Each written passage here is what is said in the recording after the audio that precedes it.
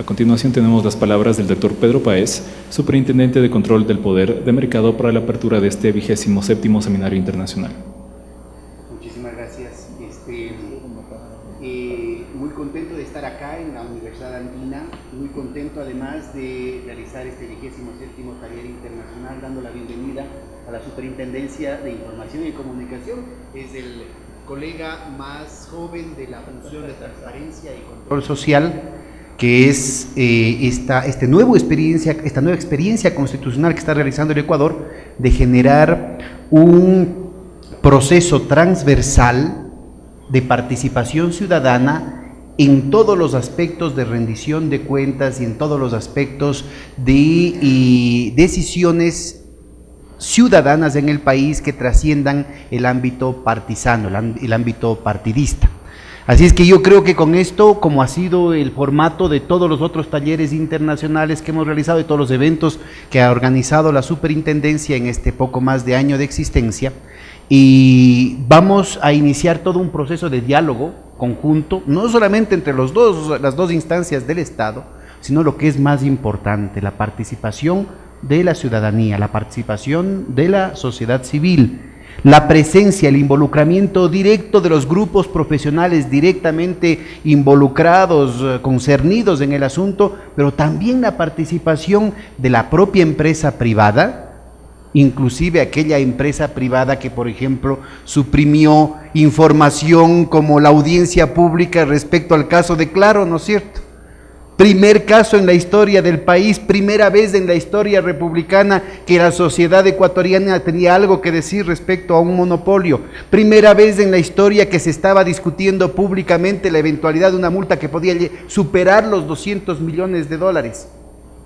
Silencio. Ustedes pueden encontrar en la página web nuestra, en la www.scpm.gov.es, pueden encontrar la filmación y ahí se ve un cordón denso de periodistas, de camarógrafos, y ninguno de ellos lo pasó en el noticiero de televisión.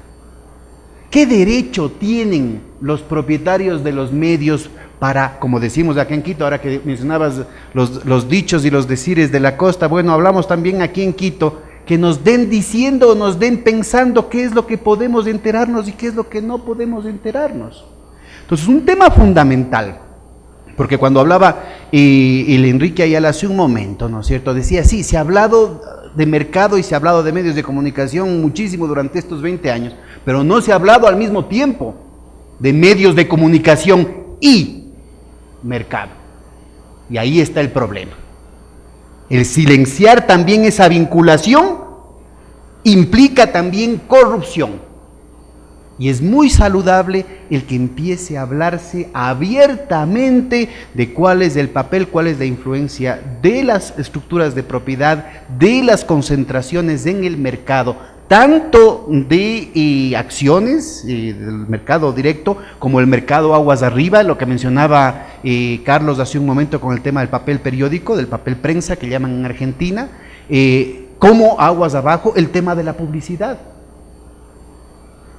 Y toda la concentración de poder político que eso implica, ¿no es cierto?, y define una serie de problemas gravísimos sobre la estabilidad social, sobre la democracia, y me voy a permitir robar un poquito de su paciencia para mostrar los fundamentos técnicos muy rigurosos que gobiernan las motivaciones de las estructuras de poder en la cúspide del poder mundial, que ponen en peligro inclusive la paz. Ahora que estamos conmemorando los 100 años de semejante brutalidad de la Primera Guerra Mundial.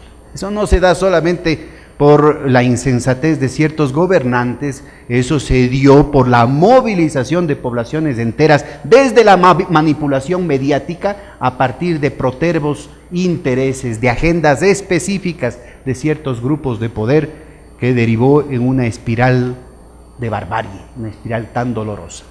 El contexto, lastimosamente, el mismo tipo de crisis estructural del capital, el mismo tipo de desesperación en ciertos círculos donde impera la codicia que hoy estamos viviendo. Y eso voy a permitirme mostrar con algún detalle.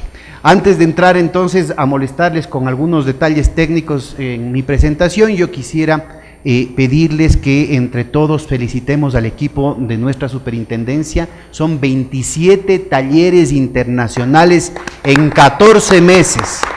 159 expertos de talla mundial con la presencia de nuestros amigos ahora acá, 125 de ellos con una presencia física y los otros agradeciendo las posibilidades que nos da el internet, lo cual muestra la permanente posibilidad del diálogo y siempre, como se va a ver hoy día, ¿no es cierto?, garantizando la presencia de gentes que pueden estar difiriendo de nuestros puntos de vista, precisamente porque lo que tenemos que construir entre todos es la tolerancia, el rigor y la responsabilidad en un proceso de convergencias, en un proceso en el que sabemos que existen tremendas dificultades. Estamos hablando de mercados de miles de millones de dólares y sin embargo creemos que la opción del diálogo es fundamental.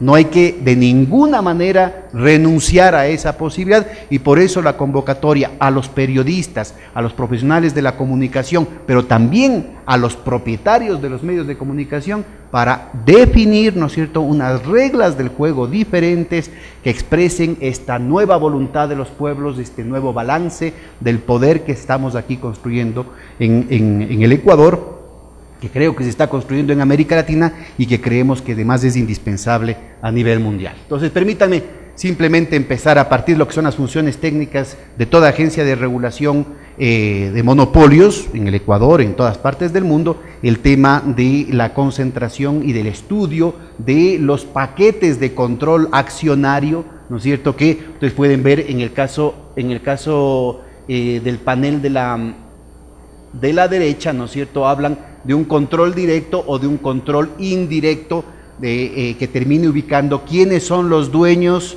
de las acciones, que son dueñas de las acciones, que son dueñas de las acciones, que son dueñas de las acciones de lo que finalmente aparece con la empresa.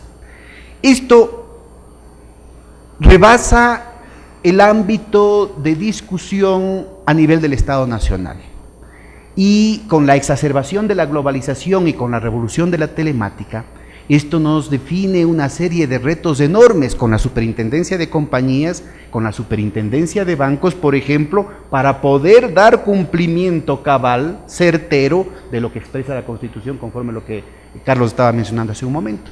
¿Quiénes son al final del día los verdaderos propietarios? ¿Quiénes son los que verdaderamente están controlando los hilos del poder? Más aún cuando, como se está planteando en varios estudios internacionales, en esta coyuntura del ciclo, en esta parte de la crisis financiera que estamos viviendo, surge esta nueva realidad que son las interacciones recurrentes, que la empresa A es propietaria de la empresa B, pero la empresa B es propietaria de la empresa A. Pero además, creo yo, y ahí estamos atrasadísimos en términos de la literatura científica, hay muy pocos estudios en eso, de lo que hemos conversado con otras autoridades a nivel internacional, solamente la autoridad alemana, la Monopol Comisión de Alemania y la autoridad rusa están poniendo un énfasis en estos otros detalles, que tienen que ver con nuevas modalidades no explícitas del control de la propiedad, del control real de las empresas a través de los derivados financieros, opciones, futuros, deudas, la posibilidad de controlar las facilidades esenciales, como en el caso de la empresa Claro, ¿no es cierto? El ejemplo de la empresa Claro muestra de manera muy transparente, ¿no es cierto?, el hecho de que controlando los puntos claves para poder ejercer sus funciones, para poder transmitir la señal, tranquilos nomás, no sabemos que estamos tocando temas delicados, pero los vamos a completar.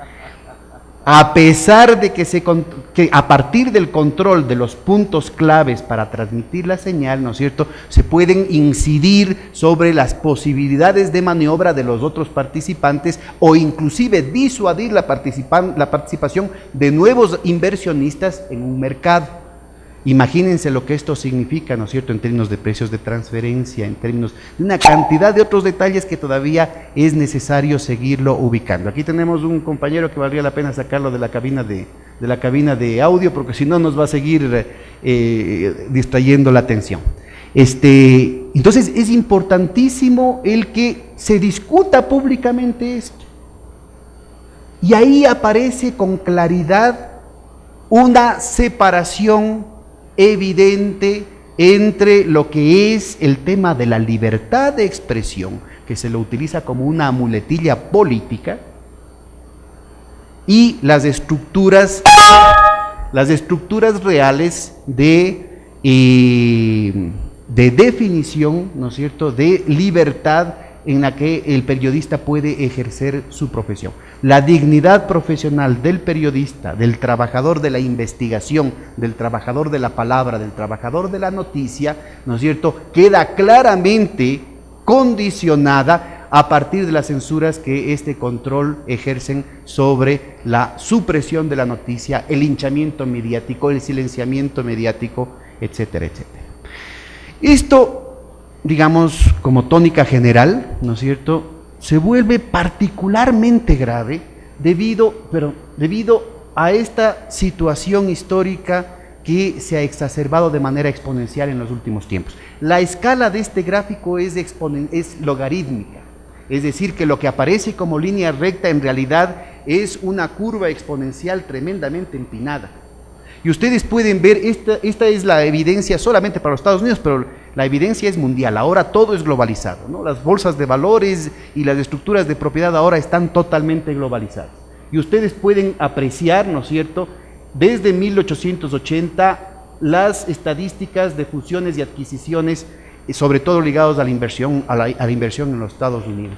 Y vean ustedes cómo las burbujas más importantes se han dado en los últimos periodos, ¿no es cierto?, en niveles, aquí estamos hablando órdenes de magnitud del 1, del 10, del 100, de los 1000, en términos de trillones de dólares, billones y trillones de dólares, porque estamos hablando de una escala logarítmica. Es decir, es un proceso creciente, acumulado, tremendamente empinado, ¿no es cierto?, de exacerbación de la monopolización, de exacerbación de la polarización del poder económico y político que ha dado lugar a esta configuración. Esta es una imagen de topología, es una firma consultora suiza que grafica esas estructuras de propiedad que vimos en la primera lámina, ¿no es cierto?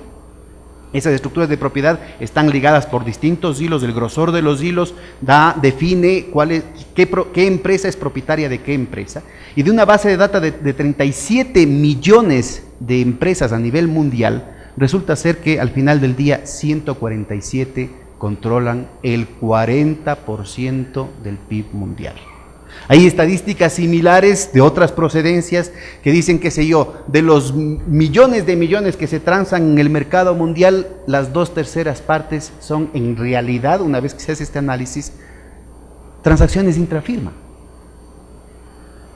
Es decir, las estructuras de la propiedad que se alcanzan a divisar desde aquí son solamente la punta del iceberg. No se alcanza a ver hasta dónde llegan las verdaderas raíces del poder que están involucradas en esas decisiones, y por tanto no se puede saber a ciencia cierta cuáles son las verdaderas presiones que están definiendo la coyuntura y que están controlando la opinión pública.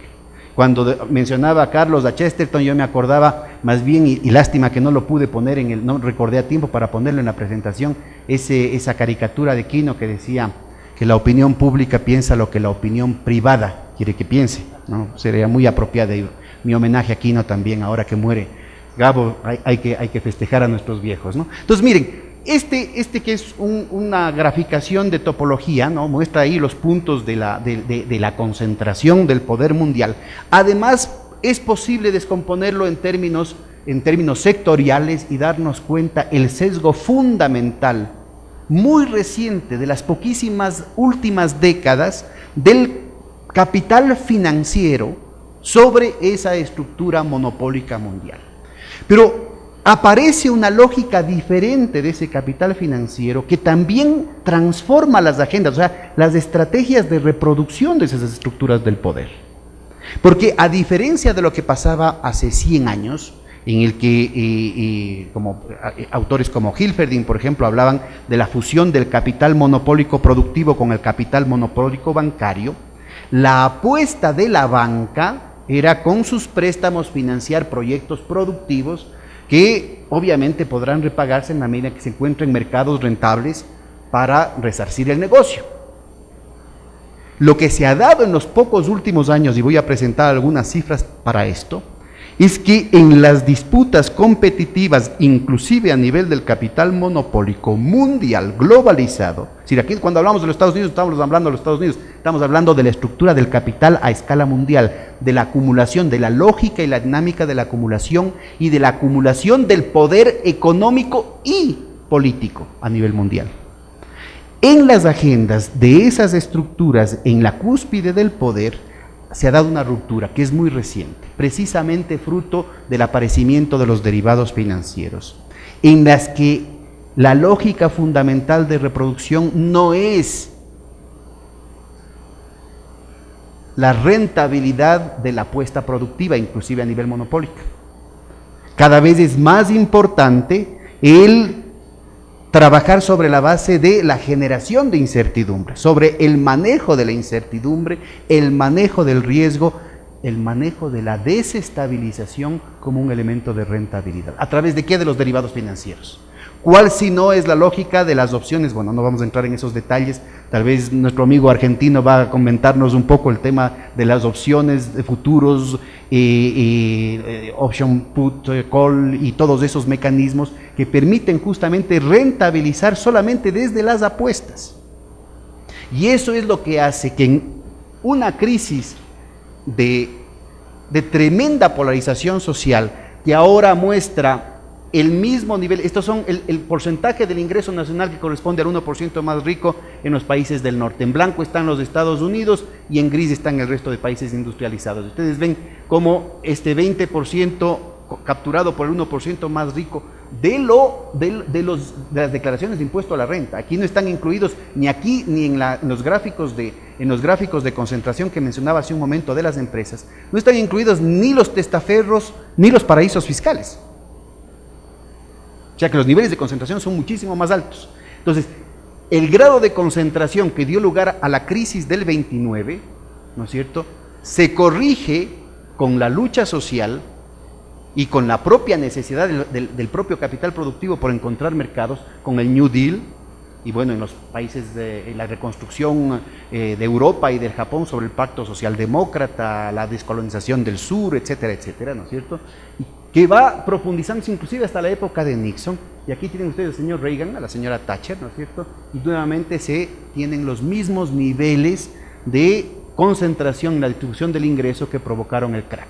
Y ustedes pueden apreciar también esos niveles, ¿no es cierto?, que caracterizaron la etapa monopólica, entre comillas, liberal, supuestamente de libre mercado, en el contexto de la crisis estructural que dio lugar al crack del 29, ¿no? Entonces, en las estructuras de propiedad, en las estructuras de generación del ingreso, en las estructuras del poder político. El problema es cuál es la lógica de ese poder político, hacia dónde nos está llevando ese poder político. Entonces, necesitamos caracterizar cuáles son las restricciones a la dinámica de esas agendas de los grupos empresariales que están detrás del poder mediático. Carlos, yo lo he mencionado, yo no soy el experto en el asunto, yo estaba en la conversación, estaba hablando de la película de Orson Welles, del Ciudadano Kane, pero todo el mundo conoce, ¿no es cierto?, a nivel ya no solamente de los estados nacionales, sino el papel del señor Murdoch, ¿no?, como una transnacional que tiene control político y económico e inclusive el involucramiento en actividades de chantaje, de espionaje sobre políticos y sobre otras empresas, ¿no es cierto?, en Inglaterra, en Estados Unidos, en Australia. O el caso del Grupo Prisa, que seguramente nuestra amiga española también va a comentarnos sobre ese asunto. O el caso de Disney y ABC o CNN, etcétera, etcétera. Entonces, miren, necesitamos dar un seguimiento científico con un observatorio ciudadano en el que las universidades en general, la Universidad Ecuatoriana tiene que responsabilizarse. Tiene que haber un seguimiento permanente de cuáles son las agendas que están detrás de los grupos de interés que están detrás, de los que están detrás, de los que están detrás, de los que están detrás de las noticias. Y ya vamos a ver por qué, en particular en el actual momento. Porque las ganancias en esta crisis estructural del capital se generan procesos de desesperación.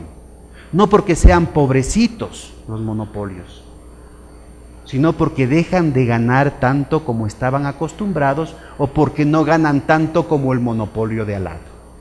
Y estas ganancias que vienen desde el sur, es decir, la suerte de nosotros, la suerte política del sur, ha compensado en los últimos años la caída tendencial de la tasa de ganancia en el norte. Una caída tendencial en la que el papel, de lo que ustedes ven en la flecha en azul, de los intereses, de las ganancias financieras y sobre todo especulativas, es cada vez más importante. Cualquier persona que haya trabajado en temas financieros sabe que cualquier ingreso financiero solo puede derivarse del activo subyacente productivo fundamental. Y lo que se ha dado en la nueva lógica de la monopolización del capital es justamente una situación en la que se entra a un callejón sin salida en el que se comprimen, en términos tendenciales, el monto global de ganancias, que se concentran cada vez en menos manos, que cada vez es más importante el rol del resto del mundo, del resto del sistema, sobre todo del sur, para mandar excedentes que permitan reponer esas ganancias en el norte, y que de esas ganancias cada vez le toca una parte del pastel más grande a la especulación. Entonces, la lógica que eso significa en torno a la dinámica del proceso productivo es tremenda, porque lo que estamos viendo no es, como era en el pasado, las crisis fruto de la escasez, fruto de las limitaciones. El capital, prisionero de su propio éxito, lo que hace es tiene un éxito productivista enorme y genera una inundación de mercancías demasiado baratas para las tasas de ganancias que se requieren. Y ustedes pueden ver que, por ejemplo, esta dinámica, aquí está el Producto Interno Bruto en la línea oscura y aquí está el producto manufacturero. La capacidad industrial no desaparece de la noche a la mañana. Entonces, estas tendencias que estaban presentes hasta, digan ustedes, principios de la década pasada, ¿no es cierto?, se mantienen. Lo que se está restringiendo es el mercado. Estas capacidades industriales están ahí incólumes. Y estas tendencias son derrotadas, fíjense, fruto de las dificultades de venta, de la falta de mercados, que no solamente afectan la tendencia, o sea, no solamente caen en nivel, sino que también caen en dinámica, en tendencia. ¿Y cuál es la solución a eso? ¿Cuál es la alternativa? ¿Cuál es el remedio que se da a las restricciones de mercado? Pues políticas de austeridad, que lo que hacen es cortar el salario real, cortar los presupuestos, reducir los contratos y tratar de abatir los costos de las materias primas y los productos que vienen desde el sur. Es decir, una cuestión absolutamente suicida. Fíjense ustedes del monto de sobreproducción que existe, del monto de capacidad instalada ociosa descomunal que existe. Y esto involucra inclusive temas de hambre. En el marco de esta capacidad gigantesca de producción existe más de 1.000 millones de seres humanos que están pasando hambre ahorita. Es decir, esta situación, estas reducciones de la producción han involucrado también un aumento de la gente que murió por hambre. Al mismo tiempo que se están pagando subsidios colosales, la Unión Europea, ahora que se está discutiendo un tratado de libre comercio, ¿no es cierto?, es intocado el asunto de los subsidios gigantescos que da la Unión Europea para que se deje de producir o para que se queme la producción en calidad de agrocombustible, y lo mismo en el caso de Estados Unidos. Fíjense lo que esto significa, cómo tiene que manipularse la opinión pública para que nos traguemos semejantes ruedas de molino. En un marco en el que las capacidades concentradas de otorgar poder de compra ni siquiera siguen las trayectorias comunes del mercado, porque están reforzadas por este crecimiento brutal de los medios de pago a través de los bancos centrales. Cosa que obviamente no la puede hacer el Ecuador porque es un país dolarizado, pero tampoco lo puede hacer el Perú, lo puede hacer Colombia, porque la capacidad macroeconómica y financiera está distribuida de manera asimétrica. frente a todos los cuentos que nos han metido en la cabeza, porque no solamente se controla los medios a través de los medios de comunicación, sino también a través de los libros de texto, de que un aumento de la masa monetaria iba a producir inflación. Vean ustedes lo que está pasando en el mundo últimamente, el aumento brutal, sin precedentes en la historia de la masa monetaria, especialmente concentrada en Estados Unidos, Inglaterra, Europa y Japón. Y como decimos aquí en Quito, ¿quieres la inflación? Para que vean ustedes, acá no podemos gastar en educación, no podemos gastar en salud, no podemos gastar en alimentación, porque eso produce inflación. Ellos sí pueden dar esa masa colosal de recursos. Los cálculos de la Universidad de Kansas City en Missouri están en alrededor de 29 millones de dólares, más del 200% del Producto Interno Bruto de los Estados Unidos otorgado al mismo grupo a la misma veintena de bancos que provocaron la crisis en primer lugar. ¿Y qué ha mejorado? La metástasis de la insolvencia estructural se ha reflejado en esta tendencia. El activo productivo subyacente, aquí están en tasas de crecimiento, es el Producto Interno Bruto Mundial. Desde los años 60 ha ido cayendo en tendencia, pero además con una volatilidad cada vez más grande que exacerba y refuerza las tendencias especulativas, mientras al mismo tiempo los derivados financieros, aquí en naranja, crecen de manera exponencial, provocando rápidamente, compañeros, una situación en la que el PIB mundial está en alrededor de 63 millones de millones, ahora llega a 69 millones de millones, son datos del 2010, y la deuda normal, la deuda que conocemos, que tenemos en la cabeza, la deuda de los hogares, la deuda de las empresas, de las tarjetas de crédito, inclusive la deuda pública que está ahorita en la boca de todo el mundo, está en alrededor de 212, 220 millones de millones. Pero el nuevo tipo de deuda, una deuda que desafía el principio de la propiedad privada, inclusive en términos de la partida doble, tiene que colocarse como capital autónomo, como fuera de balance en los balances de los bancos, de las empresas, está en alrededor de 1.500 millones de millones. Son los derivados financieros. Es como si jugásemos el juego, no sé si alguno de ustedes se acuerda o alguien le ha contado porque estaban demasiado alegres como para enterarse del asunto, el juego de las sillas musicales. Es como que tuviéramos 6, 7 sillas y que en realidad estuviéramos bailando 150 alrededor de las sillas. La solución que han optado es que no pare la música. Y la forma de hacer que no pare la música es meter más y más bailarines al juego. Imagínense lo que va a pasar el momento en que la música pare. ¿Cómo creen ustedes que se va a resolver el tema? Y ese es justamente el problema que se está definiendo ahorita, porque esas inyecciones colosales de liquidez se han reflejado en una distorsión creciente de los propios mercados financieros. Ustedes pueden ver las barras en azul, esto por si acaso lo pueden encontrar, todo eso de aquí está a disposición de ustedes, es un álbum de recortes, todo esto es posible constatar, esto es de la revista Forbes, no es del manifiesto comunista, nada por el estilo, ¿no?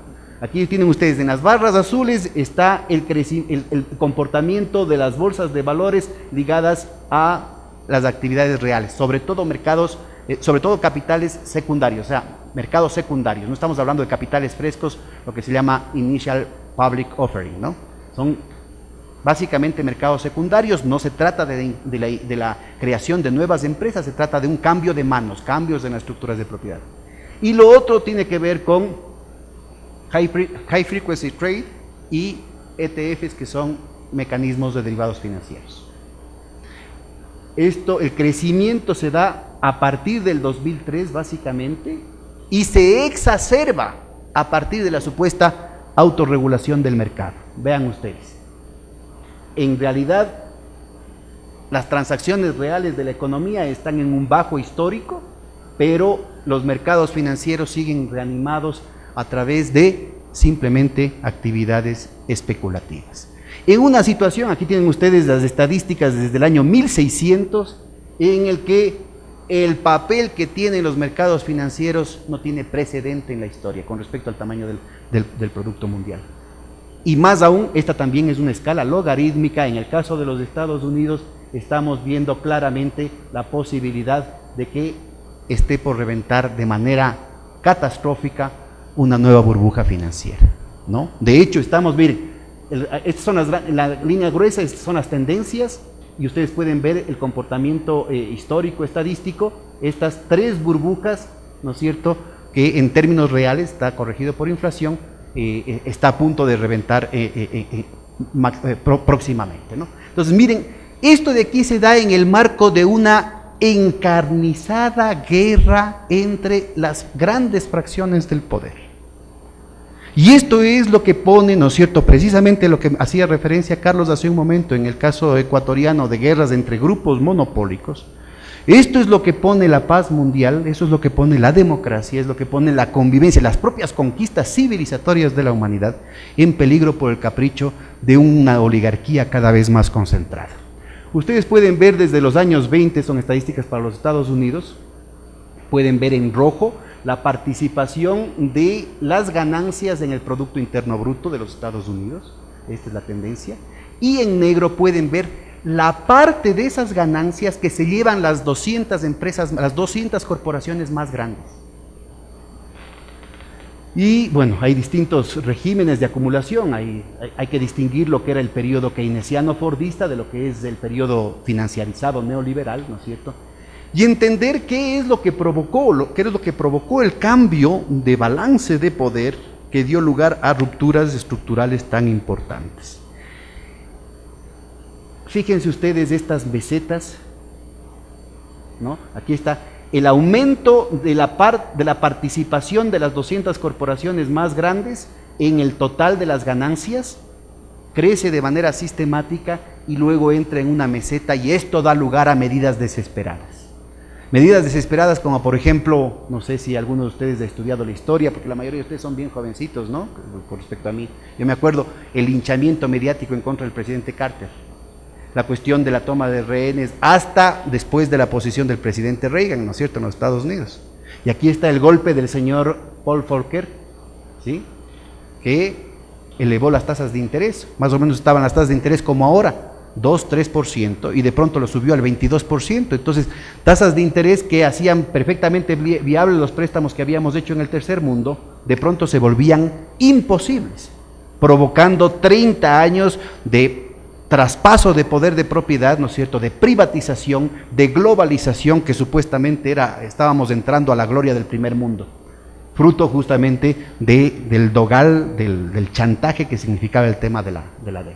Entonces vean, rápidamente, un aumento en el periodo después de la posguerra, en la segunda posguerra, ¿no es cierto?, un aumento de las ganancias en general, un aumento aceleradísimo de las ganancias de los sectores oligárquicos más poderosos, un impasse que da lugar a la transformación y a la imposición de las medidas neoliberales, con todo el poder mediático para poner de moda esas ideas, inclusive a nivel académico, un nuevo periodo en el que paradójicamente se recupera la aceleración de la parte del pastel que entra a los bolsillos de las 200 corporaciones más grandes, pero el conjunto de las ganancias en el norte resiente la imposición de las políticas neoliberales. Fíjense ustedes, la torta se reduce, pero la parte del pastel que va a los sectores oligárquicos aumenta.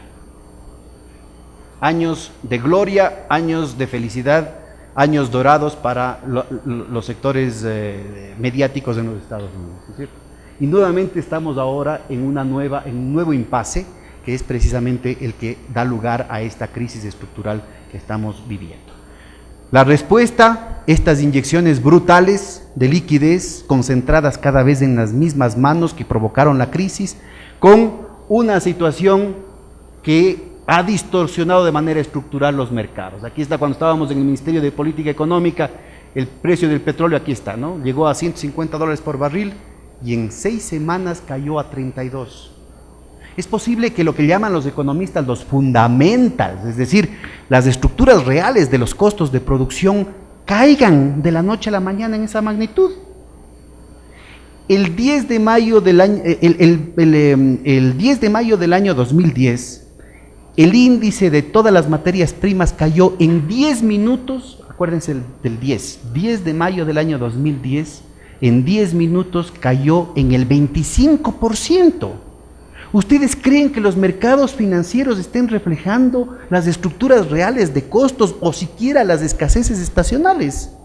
Hay una distorsión estructural del funcionamiento de los mercados, de los precios fundamentales con los que funcionan las economías de nuestros países, con los que funcionan las decisiones de largo plazo de especialización de una empresa, de una ciudad, de una región, de un país, que están detrás de las ventajas comparativas que se llaman, ¿no es cierto?, en torno al tema del comercio internacional.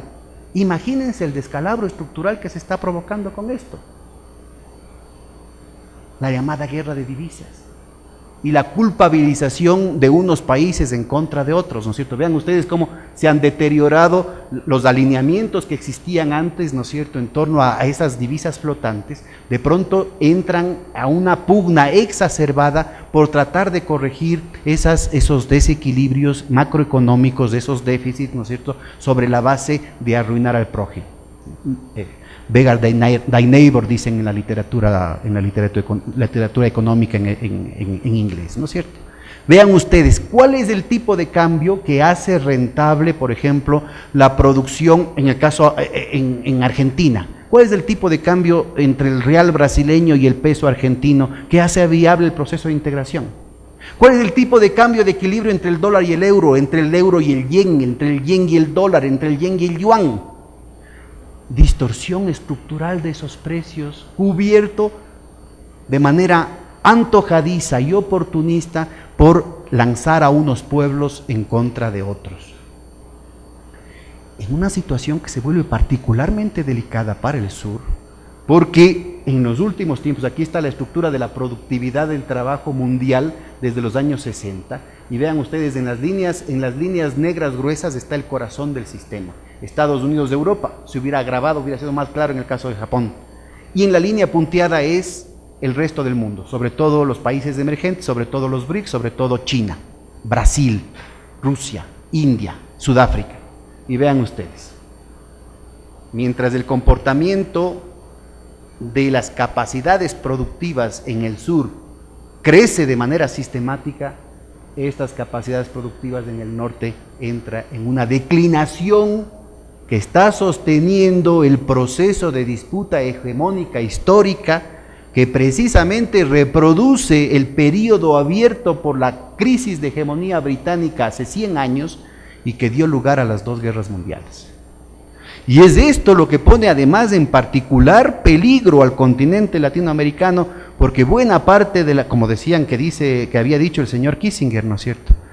¿Qué culpa tenemos nosotros si la providencia tuvo el mal gusto de poner nuestros recursos naturales en otros países? Entonces, buena parte de los recursos naturales energéticos, pero también las tierras raras, el litio y una cantidad de elementos que están vinculados al nuevo paradigma tecnológico que está en disputa, están en América Latina. Mucho cuidado con los procesos de desestabilización que se están dando.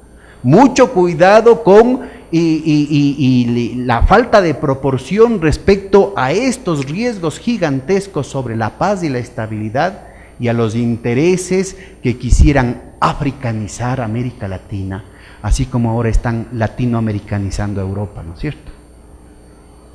Y con esto acabo, compañeros, mucho más grave, porque precisamente, como ya lo denunció el presidente Eisenhower hace más de 60 años, la cúspide del poder mundial está ligado al complejo industrial, militar y financiero. Y contra todo pronóstico y contra toda propaganda de ese entonces, el fin de la Guerra Fría, acá, ¿no es cierto?, no pudo mantenerse en un dividendo de paz. Y aquí tienen, en efecto, ustedes tienen una caída del presupuesto. Aquí está el gasto militar ajustado por inflación de los Estados Unidos. Ustedes saben que tiene más de la mitad del gasto mundial. O sea, ellos compran más armas que las que compra todo el resto del mundo juntos, pero produce muchas más armas que las que compran. Y vean ustedes, ¿no es cierto?, acá está la prevalencia, especialmente durante la presidencia del presidente Clinton, hasta que vino el golpe de estado de la señorita Lewinsky. Yo tuve la desgracia de estar en los Estados Unidos haciendo el PhD con mis hijos chiquitos. Mañana, tarde y noche, durante año y medio, era todo el mundo, programas infantiles, noticias, programas deportivos, series de televisión, series de crímenes, series científicas, hablando de los problemas de la señorita Lewinsky. Y yo, sorpresa, Kosovo, y luego aquí tienen la guerra contra el terror, las armas de destrucción masiva, como decimos aquí en Quito, ¿quieres las armas de destrucción masiva? Y vean lo que eso significó. Y mucho cuidado, ¿cómo creen ustedes que se resuelve una crisis de sobreproducción en el mercado de armamentos?